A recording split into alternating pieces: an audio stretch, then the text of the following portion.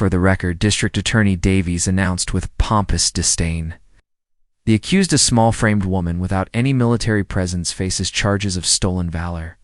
She pretended to be a captain in Delta Force. Mocking laughter filled the courtroom. The defendant stood still, fingers interlocked behind her back in a posture only trained eyes would recognize. Her plain gray trousers and blue shirt made her look academic, not military. Yet her eyes scanned exits, bailiffs, and positions with reflexive precision. The prosecutor saw deception. The judge saw discipline. Davies strutted before the jury, feeding off the crowd's derision. This woman, Eva Rosttova, created a pathetic fantasy. Here is the evidence. He held up a medal in a plastic case.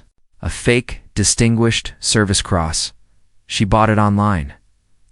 Tell us, Ms. Rosttova, did this make-believe give you meaning? Her only answer was a calm blink. Silence became her shield, but Davies turned it into guilt. The room braced for her conviction. Then a gasp cut through the chamber. Bailiff Thompson, nearly 60, clutched his chest. His radio clattered on the floor as he collapsed. Chaos erupted. People screamed, chairs scraped, and Davies shrank into irrelevance.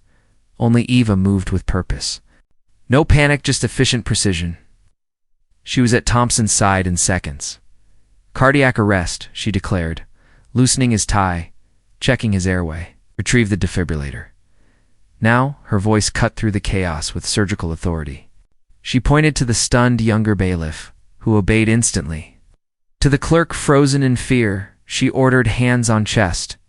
120 compressions per minute. I'll manage the airway. Begin. The clerk obeyed. Round them, order replaced panic. Eva's calm spread like a force field. When EMTs rushed in, expecting disorder, they found an organized rescue. CPR in progress, electrodes placed correctly, rhythm coordinated. Whoever started this saved his life, one medic muttered. Thompson was carried out alive. The courtroom's silence turned heavy. Every eye now fixed on the woman once mocked as a fraud. She quietly returned to her place. Hands behind her back as if nothing had happened, but Judge Miller had seen everything. Rapid assessment, steady commands, reflexive composure. That was no fantasy. That was training. He struck his gavel. This court will recess for 1 hour. Ms. Rosttova, my office. Inside chambers, Miller made a secure call to the Pentagon. Verification request. Name Rosttova, Eva. Distinguished Service Cross. Serial 784 Inner. He listened. His face shifted from curiosity to astonishment, then to deep respect. Hanging up, he opened the door. Captain, he said quietly, shall we continue? The word froze the air. Back in court, Davies resumed with smugness. Your Honor, if the dramatic display is over, I'd like to silence. The judge cut him off. He opened a new file just transmitted from the Defense Department. Mr. Davies, you called this medal worthless. In fact, it is the genuine. Distinguished Service Cross awarded posthumously on August 11, 2012 to Captain Eva Rosttova. He died in the Hindu Kush, saving for lives from an explosive. One of those lives was his daughter. Now, standing before us, the courtroom fell silent. This defendant is not impersonating a captain. She is Captain Eva Rosttova, Miller thundered. She fought on after her father's death, evacuated wounded under fire, was awarded the Bronze Star with Valor and the Purple Heart. She later earned a commission, completed Delta selection, and served with distinction. Her record is so classified, much of it is redacted. The judge glared at Davies. Her father's medal was entrusted to her. It is not a prophet, his inheritance paid in blood. He slammed the gavel. Case dismissed with prejudice. Your arrogance dishonored this court and this nation's uniform. The legend of the silent captain was born that day. The story exploded.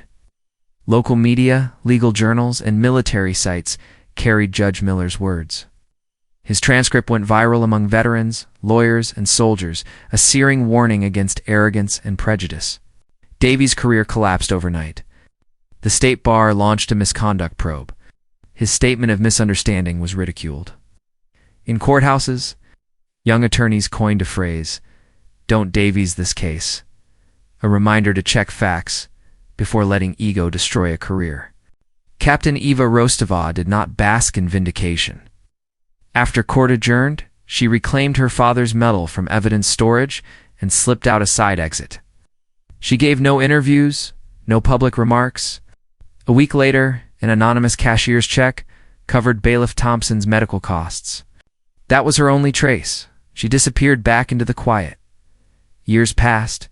Judge Miller retired and began teaching ethics at the state's top law school.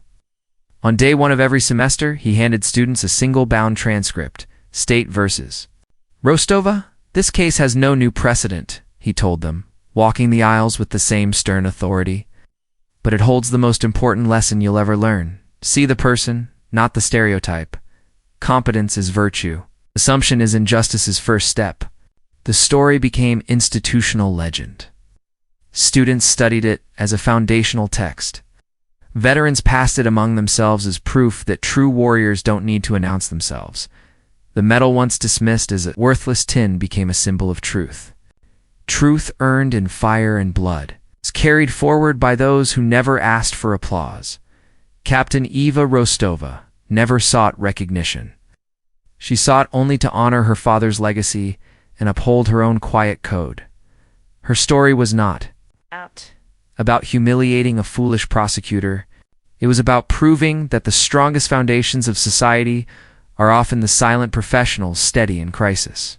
Calm in storms, defined by actions, not noise. They ask for no praise, only the freedom to do their work. Their competence is their creed. Their legacy is measured in those who carry their standards after they are gone. That day in Courtroom 4B, the world learned a simple truth. Genuine respect is not claimed, is earned in deeds. And sometimes, the quietest figure in the room is the one history will never forget.